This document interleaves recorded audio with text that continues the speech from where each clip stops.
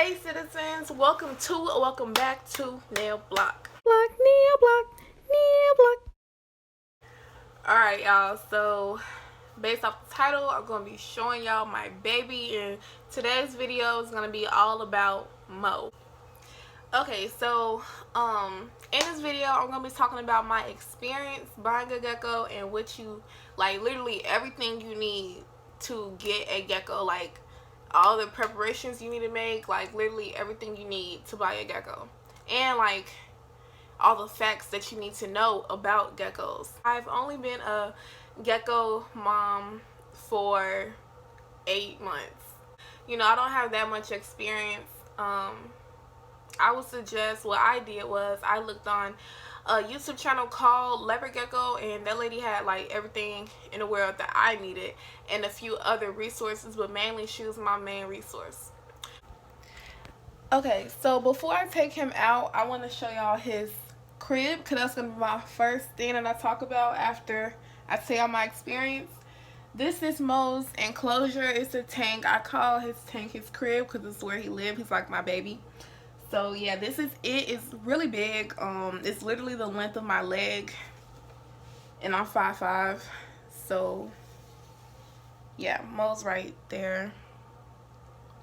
I'm about to take him out, but yeah. So I don't know the exact dimensions of this thing, but it's nice in there. You know, I'll link his channel. Mo has his own channel, y'all. I'm gonna link his channel in the card above, so you can click a video up there to see more videos, like where I bought everything and everything like that. Oh, Mo didn't want to be bothered. He was yarning a lot. It's like early in the morning, probably, well, not early in the morning, but it's time for him to be asleep. It's like 12 in the afternoon.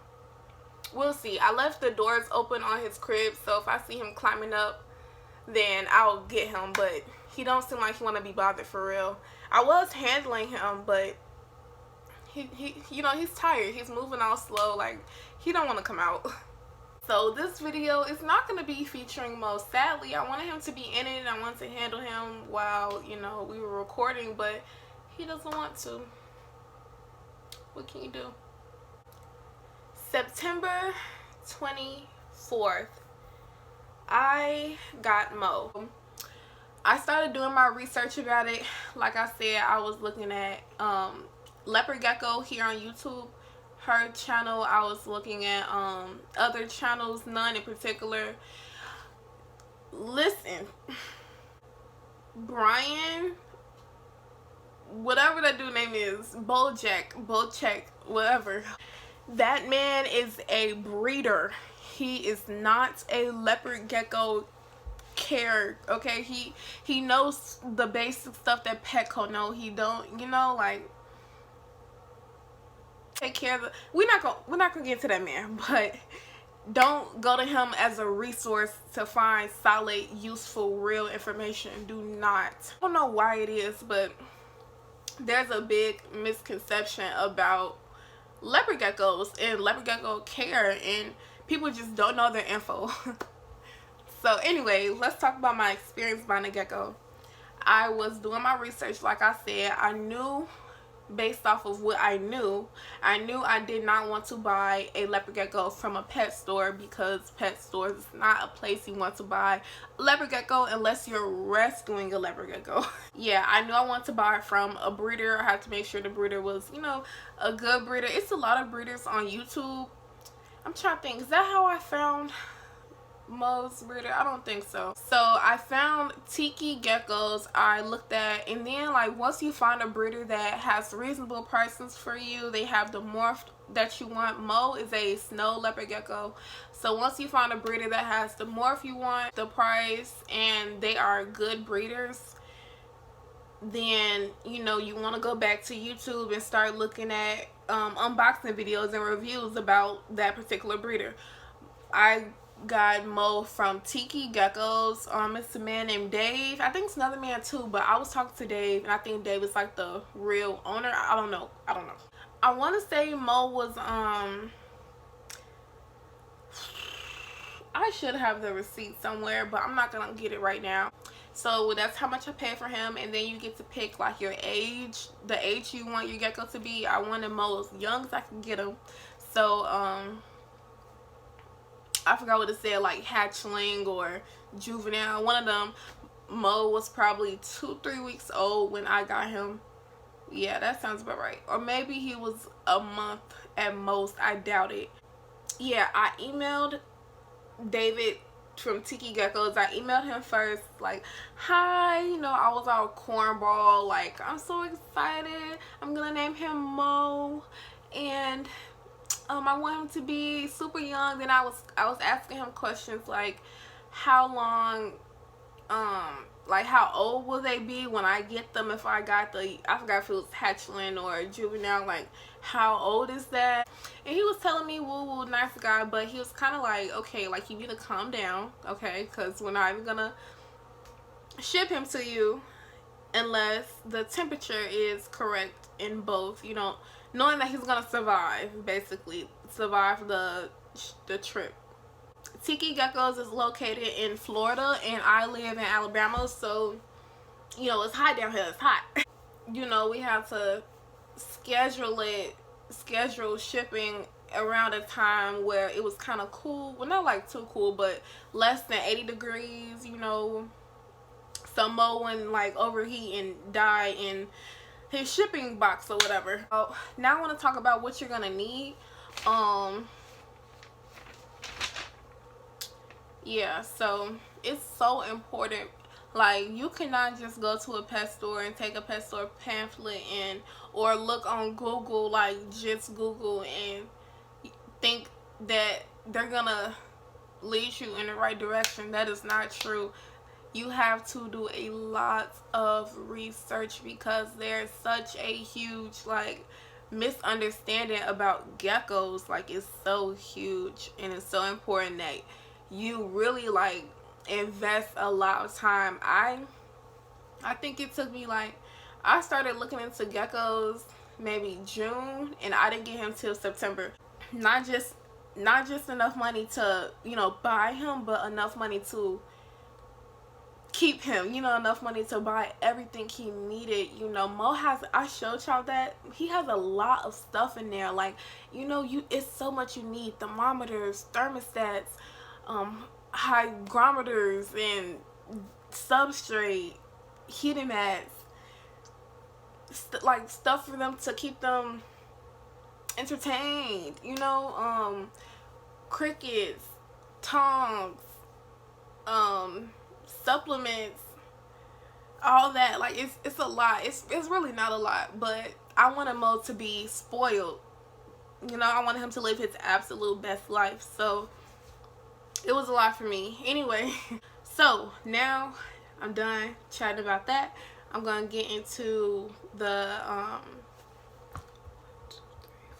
now I'm gonna get into the 8 things that is crucial for leopard geckos that you need to know before getting a leopard gecko.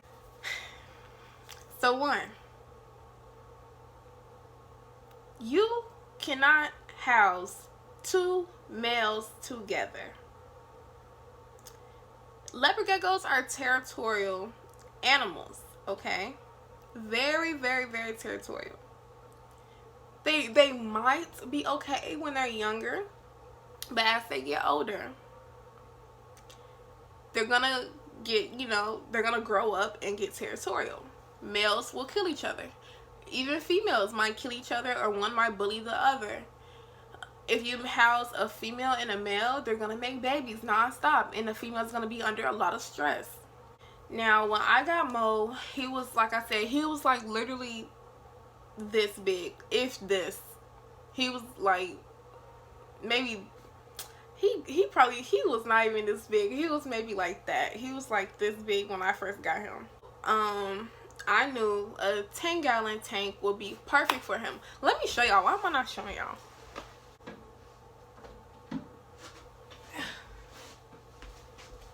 Okay, so this is the tank that Mo was in when I first got him. On Mo's channel, I like his channel is like a vlog style home video type thing. So I recorded myself going to the store and buying literally everything he has.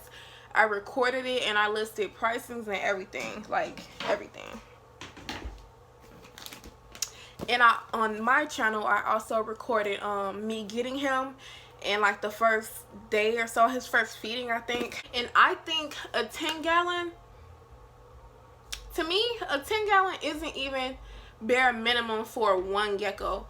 A 10-gallon is okay for a gecko that is 6 months or younger, you know, because I knew when Mo turned 6 months I was gonna upgrade his crib, and I did, because I noticed, like, I said that in the beginning, but I knew that that was gonna be my plan, because like that thing is just not, if it was even wider, like a little bit wider, it would be fine, but it's too narrow. Like, he couldn't do anything. Mind you, you have to have a good 2 to 3 hides in there, so them hides take up a lot of space. Like, Mo couldn't really do nothing. He really couldn't. Like, watching him try to turn around and that thing, like, it was just not enough room for him at 6 months, and I knew that. And I was watching him, like, he'll try to like climb more, because I guess he was trying to entertain himself. He has no room to like move for real, so he would try to like climb. He would fall all the time. It was just a lot. So I knew he needed something new. He was yearning. Mo was yearning for something new. So that's when I got him this big thing, and this thing is huge. It has no space. It's like it's probably bigger than this, but I think it's like this wide and super long. It's literally the length of my leg, and it has a background, and I got that for $150 at Petco. So I would definitely say you could start with a 10-gallon, but at 6 months upgrade. So another thing that is important for leopard geckos is temperature. They are from like Afghanistan, Iran, Pakistan, you know, places like that. Leopard geckos hot side, they need to have a cool side, hot side, and like a in the middle hide, okay? So their hot side has to be at least 80 degrees. No, I was saying their hot side has to be at least 75, 80 degrees, and at most 90 ish. Okay, if it's any cooler, your geckos will not be able to digest their food. They do not bask. Do I have lighting on here? No, I don't, so I'm gonna talk about it now. Leopard geckos do not bask. They're not bearded dragons, they're not lizards, they're not basking animals, okay? They do not bask in the sun, so you do not need a light over their enclosure on their hot side. They can overheat if you have a light and a heating mat. They need a heating mat because they get their energy, you know, they receive that from their belly. That is how they, you know, like, that's, I don't know how to explain it. It's like, that's how they also, you know, break down and digest their food. So I would suggest getting a heating mat over a basking light. They do not bask. You know, they're gonna be in a tank, you know, like a glass tank.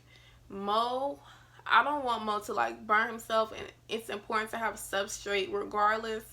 So I put down, we're gonna talk about substrate in a minute, but because I don't want Mo to like burn himself, or even if it's not that hot, I don't want him to be directly on the glass or the heating mat. You know, I want like a decent layer in between that. We're gonna talk about substrate in a second, but I also got a reptile carpet, and that is mainly so the heat is not directly on Mo.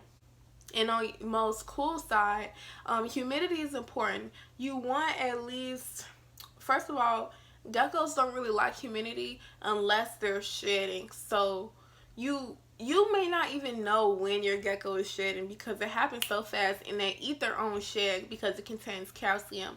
So just to be safe, you want a cool side and a hot side. And on the cool side, you want to mist it down with a mister.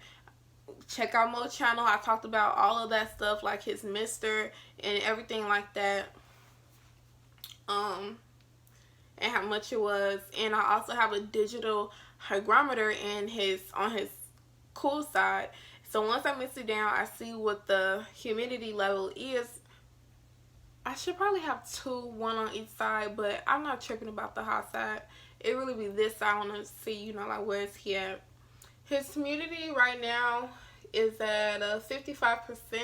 I think that's decent. That's pretty good because I didn't mix it down this morning yet, so that's pretty good. But let's say Mo's shedding, you want it to be like high humidity, so it creates like a damp environment and his shed will come off easier. Oh, to monitor temperature, you want to get a thermostat and a thermometer. Okay, a thermostat, if I'm not mistaken, a thermostat will regulate the temperature. So let's say, you know, you're domesticating these animals. You want them to, you know, not know that they're domesticated. You want them to think that this is normal. The sun comes out, it's hot, the sun goes down, it's dark and it's cool. You know, you want to regulate these things as if it is in the wild. So let's say if you have a thermostat, it goes off at nighttime, and so it's like kind of room temperature, 70 degrees or something like that, and that's fine. And then during the day it comes back on, and you know, it's on for a certain amount of time, and it goes off and come back on, just to regulate the temperature and make it more real like. And then you want a thermometer to measure the temperature so you know what the actual degrees is in there. Mo's at 90 right now. We do live in Alabama, so you know it's hot, but that's fine because it's not like I have so much protection for Mo, so he's fine. I think that's all I want to cover about temperature. Let me think. I think that's about all I want to cover. That's about the basics. If you have any questions, comment down below, but that's about the basics. So now we're gonna move on to hides. Hides is, you know, they're like little home. So I would suggest 3 in a crib, in a tank, but 2 is fine too. 1 on the hot side over the heating mat, and that one, make all of them comfortable, but make that one, you know, more comfortable. Mo's, his hot side, it's double-sided, like he can leave through the whole thing, and I think that's good because Mo is big and he likes to, you know, lay out, hang his head on one side. He likes to turn around and face the back. You know, I think it's good like that. And I didn't want to get anything like this that's like kind of covering everything, because what if it gets too hot in there, and like, I'm not gonna say like he don't know how to handle it, but you know, like, I want him to be comfortable, more comfortable. And then in the middle I have a coconut hide, which he don't really go in there for real. He like climb on it, he don't really go in there. And then on the cooler side I have a really big, it's not that big, but I have a bigger kind of dome to cool hide. And his cool hide has a front weight and has like a really small hole for him to go out the back of. He uses it when he's trying to shed. You know, it's easy for him to just, he's trying to, I'm not even gonna try. But yeah, he goes on his cool side if it's too hot on his hot side, or you know, really when he's shedding, he spends a lot of time in his cool hide.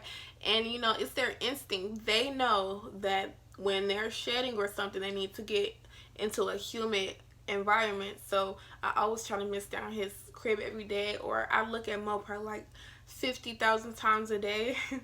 So I know when he's shedding and stuff like that. Yeah, I would suggest misting down the humid hide or cool hide every day. So when Mo's in this 10-gallon, he had 3 hides, a humid, a cool, and a hot, and he used them like that. But he don't use the middle hide like that. He used his cool hide as a humid hide, and that's fine. You can use your cool hide as a humid hide. That will work just fine. but he did not sleep in his hot hide. He slept under trees around his hot hide, you know. So I'm gonna say warm hide. So I was thinking like, okay, maybe it's too hot in there. He would sleep around it with the trees. So I felt good that I bought 2 trees that like kind of sheltered him, and he used that as his hide to sleep in. So that don't count as a hide, but I think it does for Mo because he uses it. It's their dirt. So dirt is a substrate. Reptile carpet. You can use paper towels. You can use tile, like floor tile. What else can you use?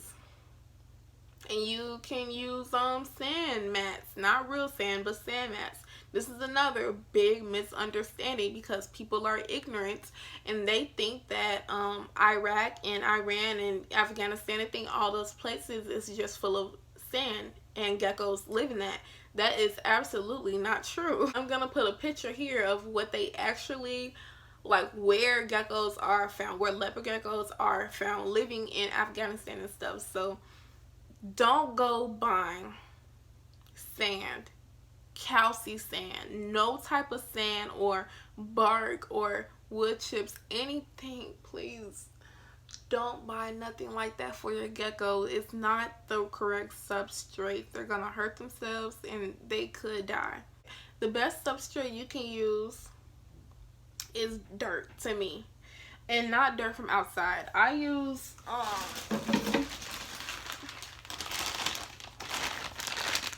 this Reptile soil for Mo.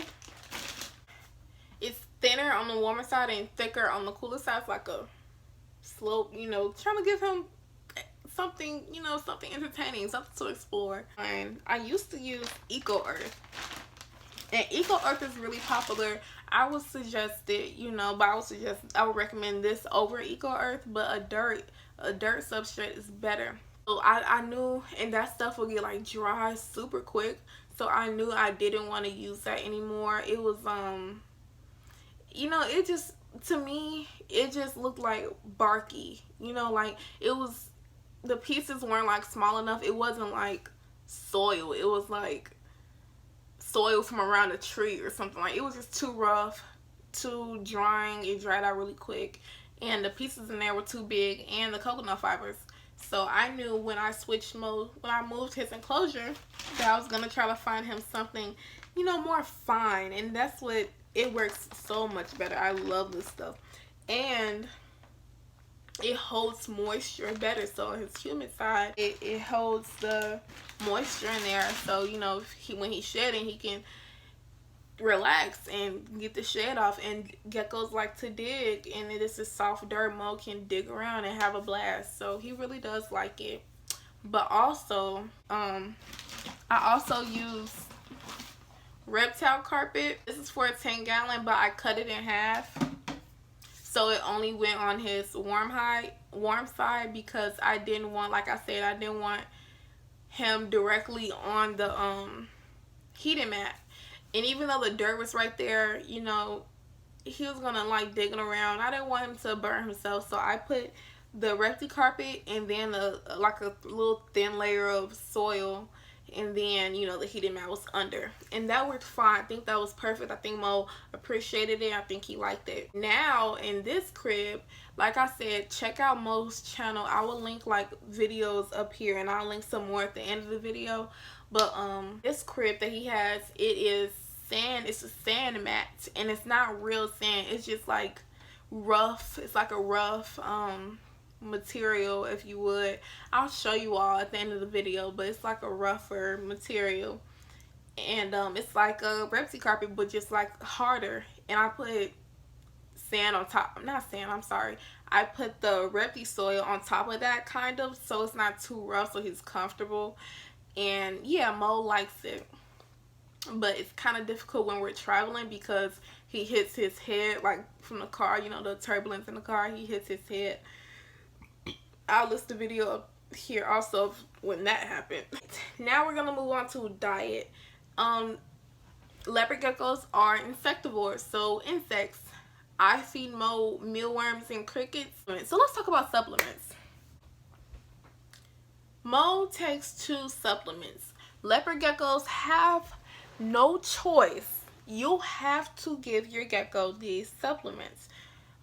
He needs multivitamin and calcium with the 3. If I'm feeding him mealworms, I only feed him mealworms and crickets. It's good to have a variety. That's why I tried the crickets and it was just hard for me. In my opinion, Mo's too small for hornworms. You could give them Mario worms, those worms are too big in my opinion. I would suggest those type of worms for like full grown leopard geckos. Mo's too small for those worms. He can barely handle the crickets and the mealworms. So you can use roaches, dubia roaches. Me personally, I'm not bringing roaches into my home. I don't care what the cause is. I'm not bringing no roaches into my home if I ain't got to. So we're just going to do the mealworms and the crickets until further notice. I dust them like lightly. I put them inside of a bag. Okay, so this is what I do with the crickets. I put the crickets inside of a bag. I give them like 6 or 8. And I put a little bit of powder. So, and also on the channel Leopard Gecko, she has a chart of like ages and how you should feed them. When you have a baby leopard gecko, when you have a gecko 6 months or younger, you want to feed them every single day. You want to put your crickets in a bag or whatever. I use the bag they came in. And then you want to add like a little bit of supplement. Because I was feeding Mo every day, I would switch. One day I would feed him multivitamin. One day I would dust the crickets in multivitamin, and the other day I would dust them in calcium, and I would do multivitamin and calcium, multivitamin, calcium. Or you could do 2 days of multivitamin, 2 days of calcium, 2 days of multivitamin, 2 days of calcium. You don't have to switch it up, but just find a pattern that works for you. And then the older they get, now the most older than 6 months, you want to feed them every other day. So feed him one day, don't feed him the next. Feed him one day, don't feed him the next.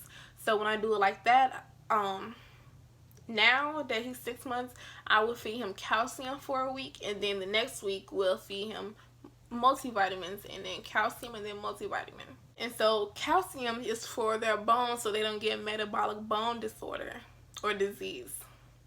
So what that is, if you do not feed your gecko calcium, and if you do not give your gecko the proper care, it's so sad, but their bones, I don't want to talk about it. I'll just put a picture here of a bunch of different stuff, and that's what metabolic bone disease is, or disorder, whatever it is. I think it's disease. That's what it is. These are geckos that are not receiving the proper nutrition. You have to give them this proper nutrition, okay? It's so sad. Now we're going to move on to climbing abilities. Geckos have no sense of height. Do you understand me? No sense of height. I said this in the very first video that Mo was in. They have no sense of height. Not at all. So you don't want to get them anything that is too high for them. They do love to climb. Geckos do love to climb, even though they're like ground animals. They do like to climb a little bit. They like to explore. Mo has a styrofoam background, and he climbs all, like, literally the whole thing. He will climb the whole thing. Suction cup with like leaves and stuff. He climbs that thing. I hate when he climbs that thing because I always think he's gonna fall, and sometimes he do. When he had his trees, when he was in this thing, he climbed the tree and would just sit in there, like just sit in the tree. He's so cute. Like, he would do a bunch of like things. It's like, Mo, you are not a crested gecko. Get down. Know that geckos like to climb, so they're gonna try to climb everything. Don't have anything in them that's unstable, because they will climb it and hurt themselves. So the 7th thing I want to talk about is shedding. Mo has had some pretty crazy experiences with shedding, and I just want to talk about them. So when your gecko is shedding, when you see their skin, turning paler, or you see the shed coming over them, it's muy importante that you mist down their cool side, mist down their humid hide, get everything prepared for them, so you know it will speed up their process and the process will be smooth. So important. So important. Geckos shed gets stuck on the toes. Mo has a piece of shed stuck on his toe, and when I say he would not let me get it off, he will not sit still. We got it off all the other toes, but this is one toe we've been working on forever. If you don't get the stuck shed off their toes, they will lose circulation and their toes will come off. Their toes will like fall off. Same thing for their tail. If they have like a piece of stuck shed stuck on the tip of their tail, it will lose circulation and fall off. So watching out for your gecko shedding process is very important. Taking care of them while they're shedding is very important. Now, this video is an hour and 2 minutes long. The last thing I want to talk about is tail dropping. Ooh, it's so scary. So here I'm going to put pictures of geckos who have lost their tails. It's so sad. So your gecko, mind you, geckos are prey. Geckos, they're cute. They're really scary animals, so they're really fidgety. Mo is so punk. He's like so fidgety. So let's say Mo's in the wild and I don't know, a hawk or a bird or an eagle or something was hunting Mo. And Mo's running and running. He has the ability to drop his tail, like make his tail come off, like detach his own tail. Mo will drop his tail so that the prey will think, Mo will drop his tail so that the predator will think his tail is him and they will just take his tail and Mo will get away, you know.